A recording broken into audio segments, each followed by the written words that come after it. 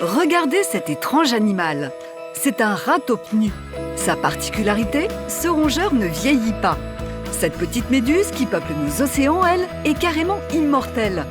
À eux deux, ces animaux pourraient bien détenir la clé de la jeunesse éternelle. Nous sommes à Boulogne-Billancourt, en région parisienne. Du haut de leurs 9 ans, Romane et Antonio ne sont pas pressés de vieillir. Plus on vieillit, plus on a de problèmes. On ne peut plus faire beaucoup de sport, on marche moins vite. C'est pas drôle d'être vieux. Bah non, pas du tout. Et si on vous disait qu'il y a un être vivant capable de vivre éternellement?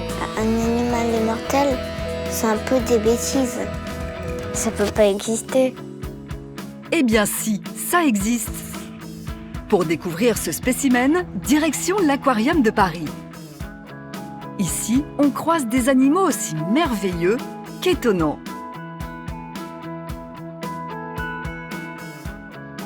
Mais le plus incroyable, les garçons vont le découvrir avec Étienne Bourgoin, expert en méduses. Alors là, les garçons, je vais vous montrer une méduse qui a un peu un super pouvoir. C'est une méduse qui est immortelle. Vous la voyez à l'intérieur? Elle est toute petite.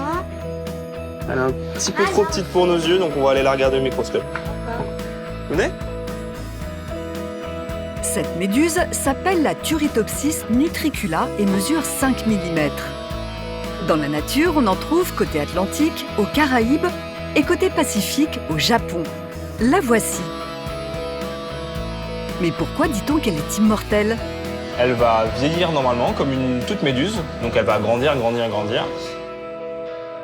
Et arriver à la fin de sa vie, ou si jamais elle a un stress dans sa vie, elle va rajeunir et redevenir enfant. Waouh!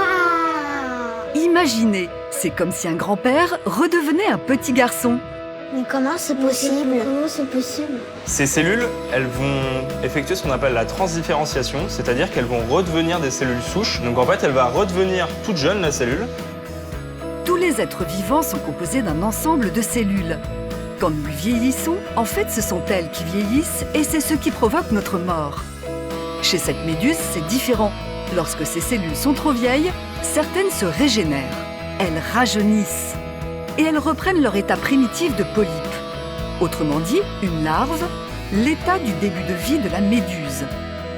Et en plus, après avoir rajeuni, elle est capable de se multiplier en faisant naître des bébés méduses identiques à elle-même.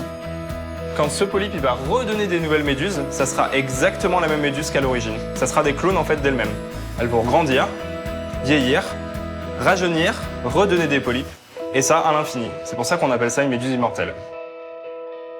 Au lieu de vieillir puis de mourir comme tous les autres animaux, la méduse Turritopsis nutricula rajeunit puis se clone un nombre de fois illimité. Mais est-ce que nous, les hommes, on pourrait aussi faire comme les méduses? Nous, on a un corps plutôt complexe, et donc ça va être compliqué d'imaginer qu'un jour on pourra redevenir jeune pour revieillir. Mais par contre, on peut faire plein d'autres choses avec. On pourrait utiliser le fait que les cellules redeviennent cellules souches pour recréer des organes qui seraient défectueux, mais ça ne sera pas pour sitôt. Vous l'avez compris, nous ne pourrons peut-être jamais rajeunir comme cette méduse. Mais grâce à elle, nous pourrions réparer notre corps en remplaçant les organes défectueux comme on change les pièces d'une voiture. Et donc vivre plus longtemps. Passons maintenant à un autre animal. Ah, dégoûtant! Il est super moche. C'est un ratopnu. Ce n'est pas un canon de beauté, mais c'est le champion de la longévité. Il ne vieillit pas. C'est trop bizarre. Comment il ne peut pas vieillir? Réponse à l'École nationale vétérinaire d'Alfort. Ici, on étudie de très près ce petit rongeur qui vit sous terre en Afrique. En l'observant, les scientifiques ont fait une découverte étonnante. Le docteur Frédéric Salman nous en dit plus. C'est un animal extraordinaire. Il vit 30 ans en bonne santé et tous les organes sont comme neufs. C'est comme si vous viviez 600 ans en parfaite santé et comme si le compteur était arrêté pour vous à l'âge de 18 ans. Vous vieillissez plus. Vous avez bien entendu, le ratopnu ne vieillit pas.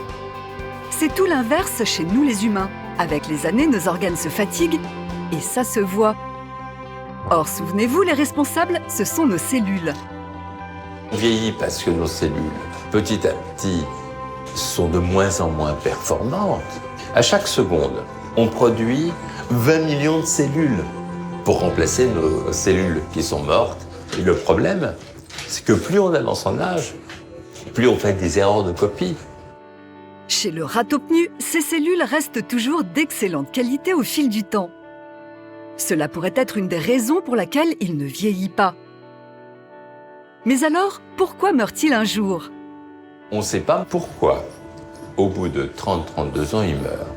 Il se ralentit et il s'endort. C'est comme si on éteignait un interrupteur. Le plus fou, c'est qu'au cours de sa vie, le ratopnu n'est jamais malade. Difficile à croire pour Roman et Antonio. S'il est sur la Terre, il y a plein de microbes sur la Terre. Mais il a peut-être une protection. Explication à la faculté de médecine avec Mélanie Viltard, docteure en physiologie. Il est résistant à un certain nombre de maladies liées à l'âge, donc les maladies neurodégénératives, pas d'Alzheimer, pas de Parkinson, aux maladies cardiovasculaires, pas d'attaque, et au cancer. On a vu très peu de cas de cancer spontané chez un ratopnu. Cette résistance au cancer, il la doit en partie au fonctionnement de ses cellules. Il sécrète beaucoup d'acide hyaluronique. L'acide hyaluronique, c'est une molécule qui est sécrétée par les cellules, qui est entre les cellules, et qui sert à l'élasticité de la peau. Nous aussi, nous fabriquons de l'acide hyaluronique, mais celui du ratopnu est 6 fois plus gros. Et cela fait toute la différence. Si on regarde des cellules humaines, elles sont collées les unes aux autres. Et si on avait une cellule cancéreuse, elle pourrait se proliférer de façon anarchique et faire une tumeur. Comme les cellules sont rapprochées les unes des autres, le cancer peut proliférer.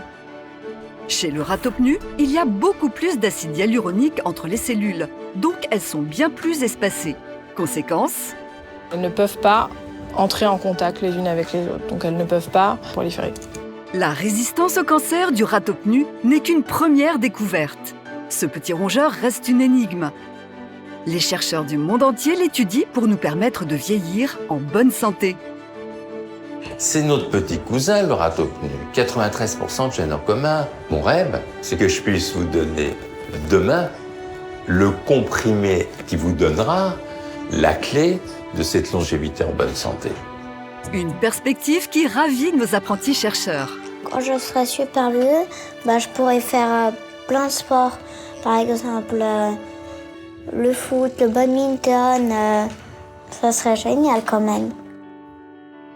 Clonage d'organes, ralentissement du vieillissement, résistance au cancer.